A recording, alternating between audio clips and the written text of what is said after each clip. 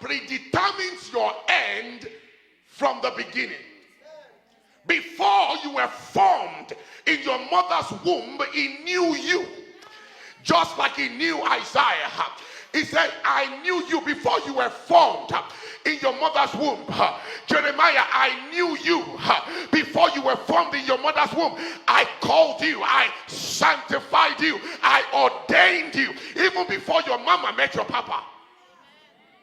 That means I have programmed you for divine ordination. Now listen to me carefully. Everything that God does is divine. So if God makes a program, that is a divine program. If your destiny was pre-programmed by God, that is referred to as divine programming. Is somebody here with me? So whenever God creates a human being, he predetermines the life of that human being. This is what your life ought to look like. But does that mean that is what your life looks like? No. Why? Because the fact that God prepared a destiny for you does not mean you will follow his plan. Okay, I'm going to say that again. A lot of people don't understand predestination. Somebody asked me yesterday, I can't remember who it was, they said, did God predestine Judas to betray Jesus and go to hell? I said, no. God never predestined Judas to betray Jesus. In fact, Jesus tried to stop Judas from betraying him. It was Judas's choice to betray Jesus. Nobody was predestined for evil. Everything that God makes is good. Oh, you are not hearing me. God never predestined anyone to be a divorcee. God never predestined anyone to die young. God never predestined anyone to lose their mind. God never predestined anyone to fall sick. Listen to me carefully. The plans that God has for us are good plans, and they are not of evil. God has a good expected end for everyone that he has created. So if you have lost your way, it's not God's fault. If you have lost your mind, it's not God's fault.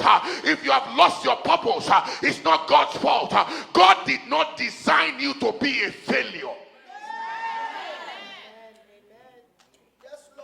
Yeah, you will understand me in just a minute. So the plans that God has for the programming that God has for every one of us is good. The Bible just said it. Yes. For I know the plans and the thoughts that I have towards you. They are thoughts of good. They are plans of good to give you a hope and a future, to bring you to an expected end, to give you a great outcome. That is the plan that God has for everyone sitting under the sound of my voice. But you have a choice whether you want to follow the plan of God or make a new plan for yourself. You have a choice whether you want to seek God with your whole heart or seek after your own flesh. You have a choice whether you want to follow God's purpose or find a new purpose for yourself. You have a choice whether you want to do the will of God or carry out the will of man. You have a choice whether you want to follow God's assignment or create a new assignment for yourself. I don't know who I came to talk to tonight, but if you have not been seeing something good in your life, that must not be in the direction that God planned for you. Why? Because the plan of God is good to bring us to an expected end. I don't know who I came to preach to tonight, but perhaps the time has come for you to make a U-turn from the direction you are going into the direction that God has ordained for you. I've come to preach somebody out of the wrong into the right. I've come to preach somebody out of darkness into light. I've come to preach somebody out of failure into success. I've come to preach somebody out of unrighteousness into righteousness. I've come to preach somebody out of stubbornness into obedience. I don't think you hear me. I've come to say to your destiny, hear ye the word of the Lord. If you are here with me, say, I hear you.